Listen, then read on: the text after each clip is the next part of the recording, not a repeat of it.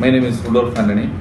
I was working as a staff nurse in Institute of Neuroscience, Kolkata for last 8 years. I was working in a ICU and I was looking forward for a job in abroad. Then I came to know about Kerala Nightingale. They provide visa to Canada where we can study and stay so that we can attain a job there. I contacted them on the last October 2016, and now in February I got the visa to go Canada and study a course there. I think that this course will help me to become a registered nurse in Canada, so that my life will get settled down there. I thank Thomas sir and Kerala Nightingale team to provide such a helpful work for nurses.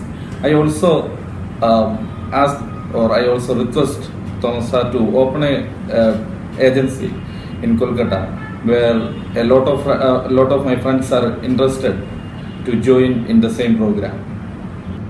I thank Kerala Nightingale and Thomas sir to do such a helpful work for me.